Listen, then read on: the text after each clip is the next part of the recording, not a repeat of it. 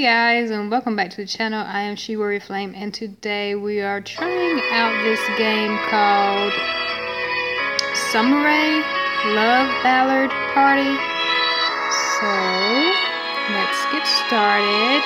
You guys are having a fantastic day. So let's see what this game is about.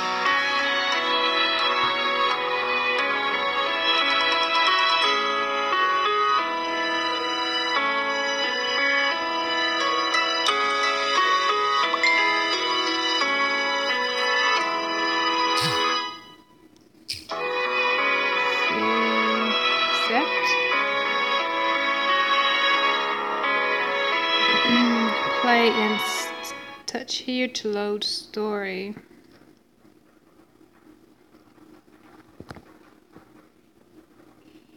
Prologue.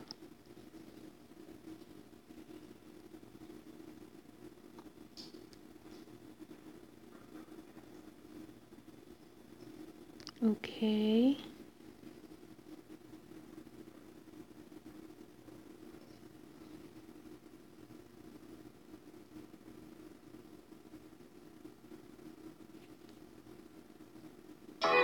Oh, we're supposed to hit the butterfly next. Okay. Didn't know that.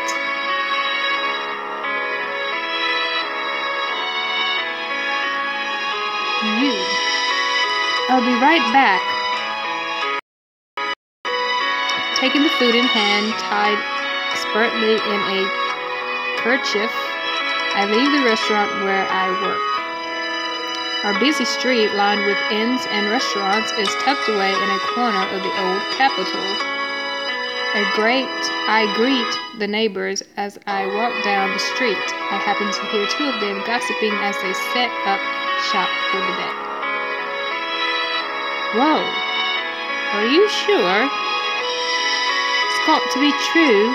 Heard it directly from a peddler who went to Owari. Lord Nobunaga is about to start a huge war. Another war? A chill runs down my spine. More people are marching off to war to die, just as Father did. The era itself has even been named for war. They call it Sengoku. Men who have made lords of themselves have divided our country, and now they are fighting ruthlessly to rule it all. How much longer will this go on? 5 years ago, my father left to go to war, only to never return. My heart still aches for him, for us all. But now, even though I feel my spirits start to falter, I pull myself together, readjusting my hairpin as I go. No, our customers will buy nothing from sullen faces. All you have for certain is today. It's true. I set off down the street once more, giving myself a pep talk. Suddenly, a small child carrying a pinwheel dashes right past me. He keeps running until... smack. Watch it, you damn brat!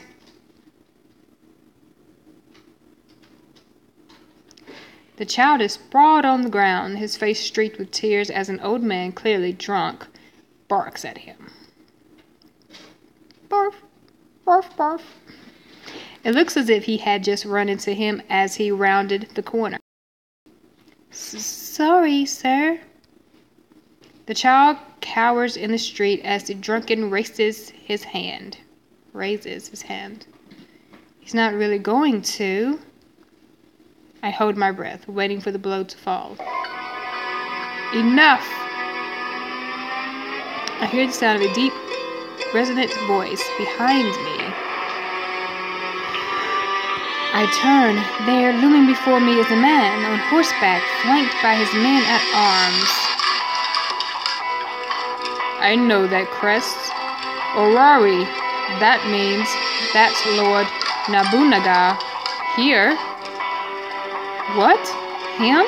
This man is the Lord Nobunaga? The grown man raises his hand to a child. Disgraceful. I stand frozen in the alleyway, overtaken by a mixture of fear and awe. Meanwhile, the drunk has been reduced to desperate growling, his forehead pressed to the dirt. Forgive me. Please, spare me, and I swear I'll never do such a thing again. Nobunaga. Mitsude, take care of him. What? He's really going to have him killed?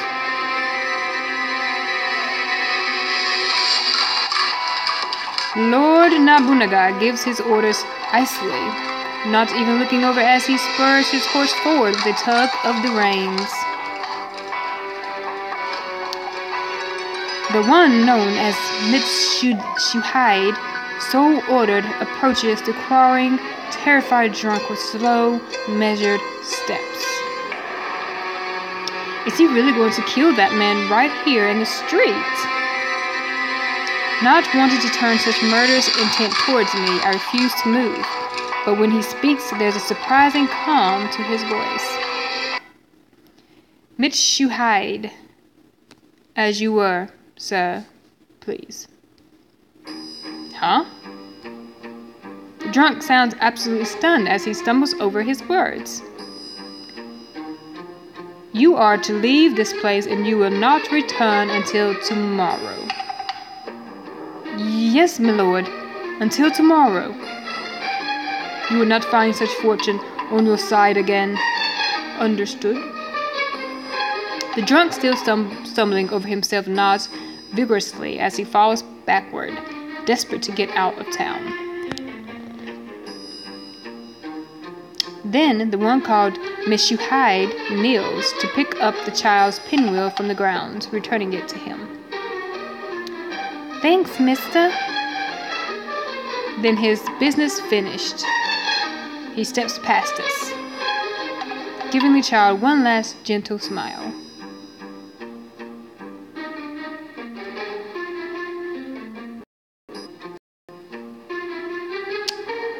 Delivery, thank you for waiting so long. What's going on here? I deliver to this restaurant often at this time of day, and I've never seen everyone falling all over themselves like this before. What's going on? I question a passing waitress as she whispers to me conspiratorially. I don't know who it is, but I've heard that one of the most notorious warlords is coming here to our restaurant. A notorious warlord. Come to think of it, though I know the names of several of them, I couldn't identify a single one of them in a lineup. After all, the only actual pictures I've ever seen of them are artistic portraits, usually drawn on commission. It goes without saying that life rarely imitates art, especially where money is involved. Oh, perfect timing. The delayed hostess makes her way over, giving me a solid clap on the shoulder. These voices are kind of confusing. Who? Me? We have a special guest coming and not nearly enough hands. Would you be willing to lend us yours? Well, how could I refuse? They've been keeping us in business for a long time. Just tell me where you want me. Delivery girl to waiting on a notorious warlord. Things just might be looking up for me after all. It's a lot of dialect. Where is the action?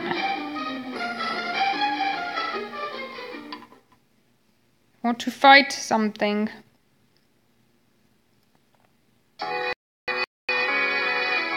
Complete the starter routes. Choose your clan. Become his lady. Okay, continue story.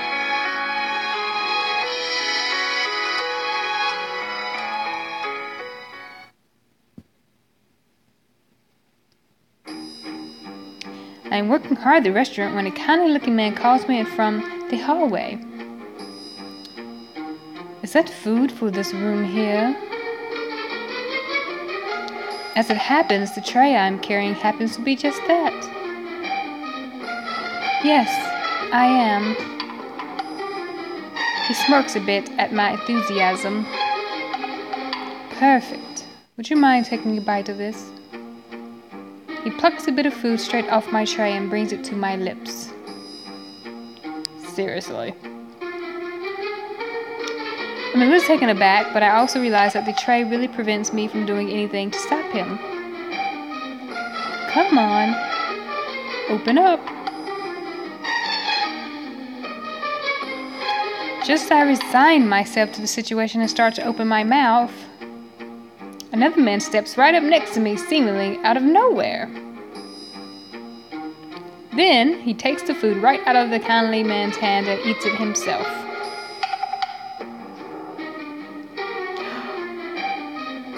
Hey!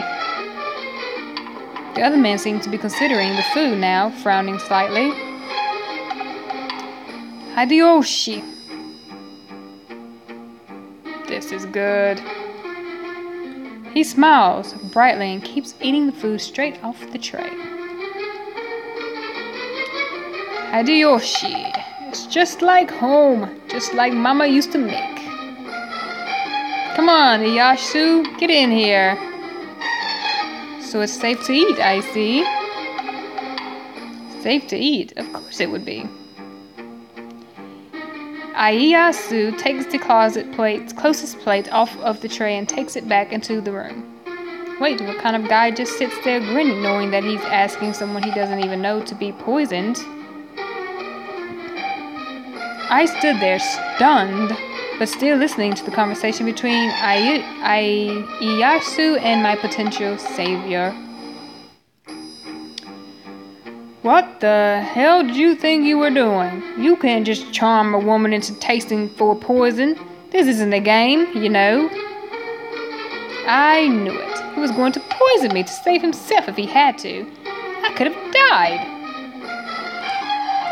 This is a weird game. The man took the tray out of my hands as I just stood there, considering my narrow escape from my own demise.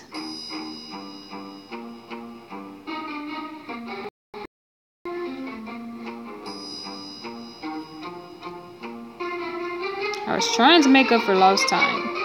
My unexpected shift at the other restaurant took longer than I was expecting, so I was walking even quicker on my way home. However, before I actually got there, I saw that the village magistrate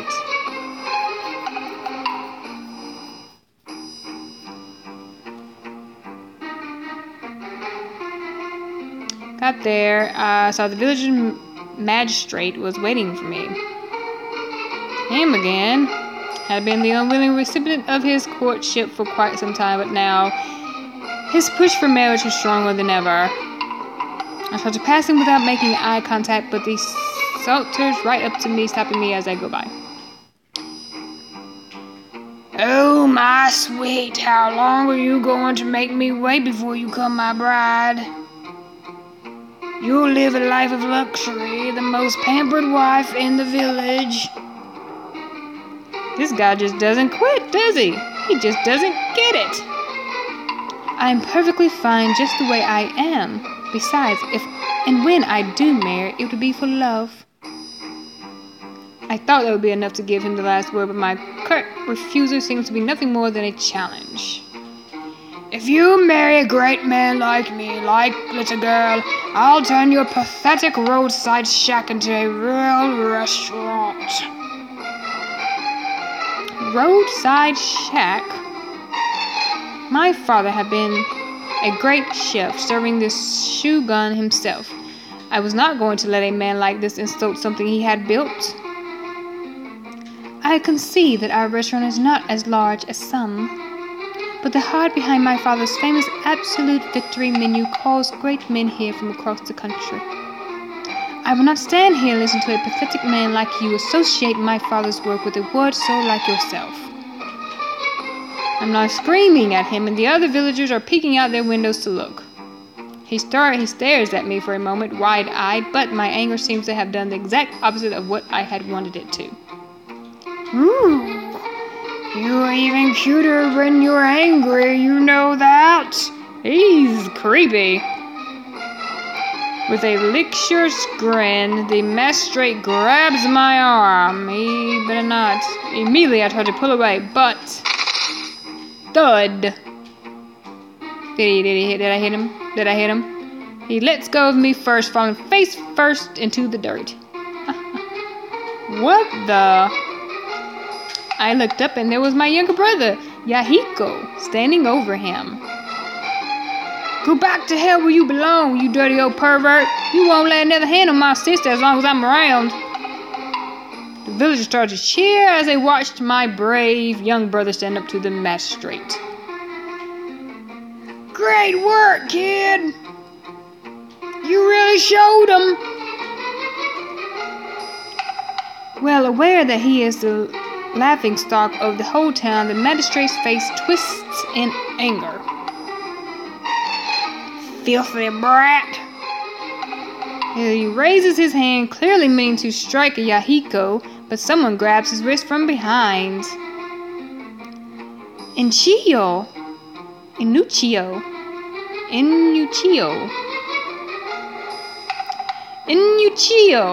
Wrenches the magistrate's arm behind his back, flipping him spectacularly into the dirt. In the face of a man clearly stronger than he is, the magistrate trembles helplessly. Finally, Inuchio lets him up, seeing that he has lost the will to fight. When he does, the magistrate scrambles out of town, tripping over his feet as he goes. Am I going to be able to fight someone? Am I supposed to go through this until 5? Then will I get to fight someone? Gosh, it's a lot of talking. Inuchio, thank you so much for always being there for me. My childhood friend has always cared for me like a dependable older brother. Stop being so stubborn and find yourself a husband who can protect you already. I could, but you know that I swore not to marry until Yahiko can take over the restaurant. I know. Yes, we know. You think I'm just trying to avoid getting married, don't you? I'll have you know that It occurs to me that Inuchio is carrying an awful lot just to be going through town. He's going off to war. Again. I'm never there about it, so before the men of our village are always conscripted. No matter their station, they go off to the front. Though I know this is just how the world is, it still breaks my heart anew every time I have to watch them go. How long until you return this time? You just worry about yourself. I'll be back before you know it. With one last ruffle of Yahiko's hair, Inuchio is off to battle again. I hear Yahiko muttering to himself quietly as we watch him go. I wish I could get big and strong like him. I want to become the kind of man who can protect you. Oh, Yahiko, I'm sorry. Thanks for protecting your big sister from that nasty... Oh, gosh, well. I will continue this later. Bye.